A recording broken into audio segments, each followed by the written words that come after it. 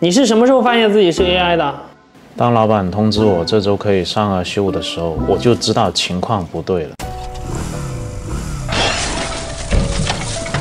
你們是什麼時候發現自己是 AI 的？當我們發現除了做魚頭人和馬頭人，還能變身做超人的時候。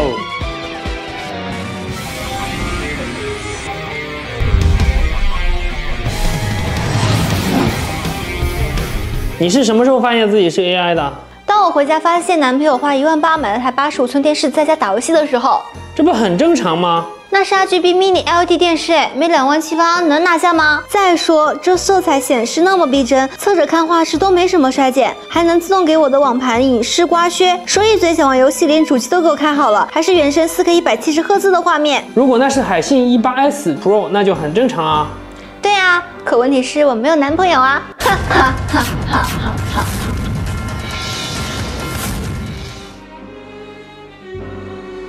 科技有溫度，吐槽有風度，測評很鬼畜。這裡是主觀獨立不用方的黑色科技，我是四姐貓貓。今年9月，海信一口氣推出了 RGB Mini LED 雙旗艦，算是拽着顯示行業向 RGB Mini LED 時代一路狂奔。不過心動的紳士可能還有點選擇困難，都是 RGB Mini LED 電視，海信 18S Pro 和我們之前體驗的 U7S Pro 到底有什麼區別呢？今天我們要來體驗的是 18S Pro， 是影遊旗艦 18Q 系列的升級款，意味着觀影和遊戲兩手抓，兩手都要硬，被稱為跨代機皇。那麼實際表現到底怎麼樣呢？我們一起來看看。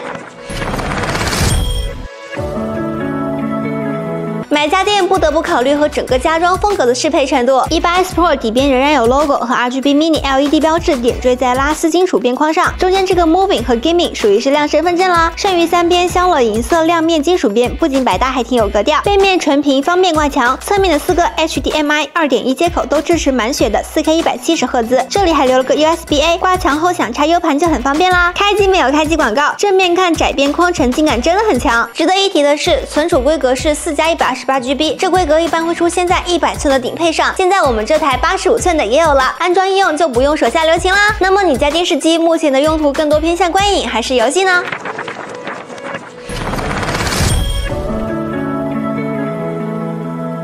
無論重視觀影還是重視遊戲，都得先給 18S Pro 驗入場券。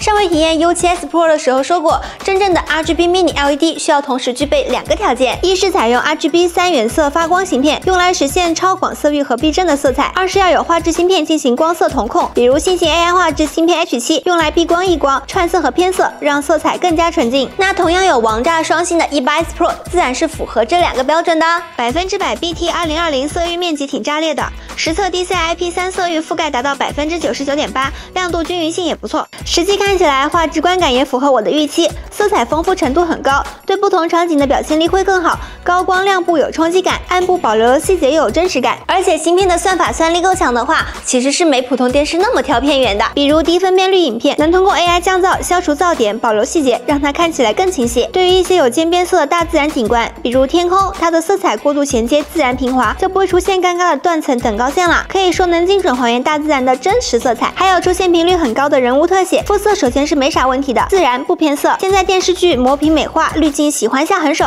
，AI 優化後人臉會變得更立體些，人物臉部紋理和衣服布料質感，這些細節能讓視頻素質在觀感上提升一個 level。這次我們在這台85英寸版本上用的是黑曜屏 Pro， 1.8%的反射率，而100英寸用上黑曜屏 Ultra， 反射率才1.28%左右，在行業裡都是天花板級別啦。用強光電筒直射就很直觀了，這樣的水平就算正對窗戶，放在採光良好的客廳也不會很影響觀影體驗。黑位表現我們肉眼看已經和 OLED 很接近了，亮度均勻性也不錯。它的特點除了夠黑、夠透、夠亮，還有廣視角。這種比較偏的視角看過去顏色和亮度都沒什麼明顯衰減，可視角度確實很能打。再來看看音響方面， 18S Pro 搭載的是 4.2.2 巨亮全屏聲場，熟悉的蒂瓦雷穩穩的很安心。前出音、側面環繞音和穹頂天空音四面發聲，就是內嵌上牆也不怕聲音發悶啦。說到底，海信打磨這台 18S Pro 下了蠻重本的，全機用了10個發聲單元，峰值功率居然到了270瓦，實際聽起來音效層次就很豐富了。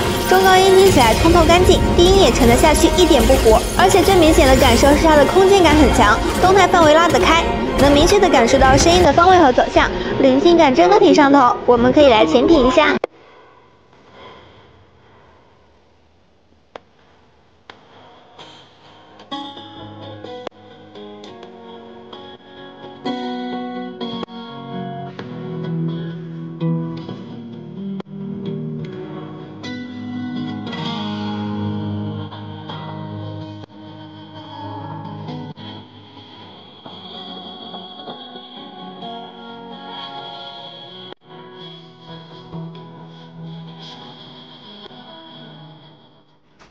所謂人有人設，機有機設，既然是引遊旗艦，光陰畫質和遊戲適配當然還不夠，得有些針對性功能，那才算真的把機設立了起來。我仔細翻了翻，發現 180S Pro 還真的做了不少細節功夫，比如行業首發的 Super 電影模式，配合家裡的 NAS 就能直接帶來母盤級的 4K 觀影體驗，對喜歡收藏高清字眼的紳士就很友好啦。对了，還有一個很神奇的功能不能錯過，那就是炫彩刮削海報牆。簡單來說就是自動從你一團糟的網盤文件夾裡翻出片源文件，還給你匹配好相應的海報啊、演員表啊、影片簡介之類的，整理的跟在流媒體平台選片一樣直觀又清晰。像我這種經常把片子隨手存網盤、懶得選路徑的人，這下算是有救啦。從這也能看出來，海信 180S Pro 內置芯片的算力確實有點東西，處理這麼大量的內容都易如反掌，而且還支持雙杜比解碼，那就不怕好不容易找到的杜比世界片源被壓縮成 HDR10啦。不過更硬核的是，後續它還會通過 OTA 升級支持杜比世界2，這看似支持了一個新格式，實際上含金量還挺高。畢竟海信是首家宣布支持杜比世界 2.0 的電視品牌，像海信 180S Pro 現在拿到手，後續 OTA 升級就能直接佔未來，完全是硬件預買，不會說你現在想換電視卻買不到不支持的。等明年杜比世界 2.0 正式上線又吃虧。那愛看片的朋友需求被滿足了，那又有沒有讓愛打機的剛玩也心動的功能呢？除了思路滿血 HDMI 2.1 打地機，還有思路 CEC 聯動主機電視聯機自動開關機。除了我這個 PS5，還有 Apple TV 和一些 IPTV 盒子都能實現，還有遊戲面混台打輔助，除了1秒識別遊戲主機和接入，還有5種模式智能識別匹配。而且在遊戲主機關機的狀態下，像我這樣，海信小聚，我要玩遊戲。好的，已進入遊戲主機所在信號源。你看，直接就能啟動 PS， 並且進入界面啦。開都開了，這不搓一把？哎，你們還挺不客氣的嘛。我已經有點迫不及待虐爆你了。我那個馬自達，怪不得你塞車，你開馬自達。控光不錯哎，你看這光打上好逼真啊！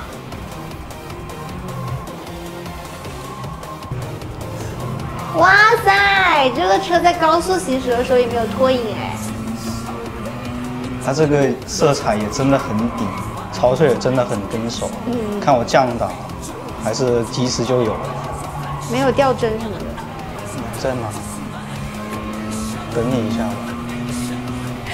我打個雙閃等你一下吧。哼，看到你了，撞死你！撞死你！給你當減速帶了。而且我們做這麼側，它就是畫面的顏色也沒有變化什麼的，對不對？畫面顏色做得很好。最主要還是操作非常跟手，而且拖影也沒有，一點都不影響操作。包括它4個角啊，它邊邊角角顏色做得很正，沒有說是像有些電視會有一些暗影之類的。慢車就去慢車道上去。滾啊！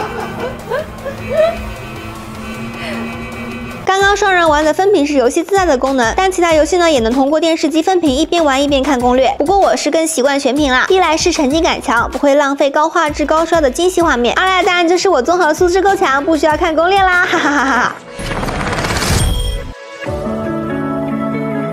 总的來說，海信 180S Pro 作為引遊旗艦 18Q 系列的升級款，有了 RGB Mini LED 技術的加持，畫質確實起飛。就看電視機的基本功畫質、色彩、亮度、對比度都有肉眼可見的提升。除了王炸雙星，其他配置比如黑曜屏 Ultra、思路滿血的 4K 170赫茲 HDMI 2.1接口，都為充分發揮引遊實力疊了 buff。當然，更實用的是那些個和觀影遊戲相關的實用功能，我覺得能很大程度上提升我們的使用樂趣，也是一個打出差異化的地方。資源收藏混亂，想看片的時候難找，還有連接遊戲主機後得在電視按鍵切換和進行相應設置，確實是一直以來不少電視機的痛點。只有像這樣解決這些痛點，才會讓用戶更願意打開電視機，不至於說4位數買的大電視總是鋪陳。畢竟家電賣出去還不算什麼，讓用戶總是忍不住去使用才是真本事。對於追求高品質家庭娛樂體驗的用戶來說，海信 180S Pro 還是挺香的，影音愛好者和高玩都可以去了解一下。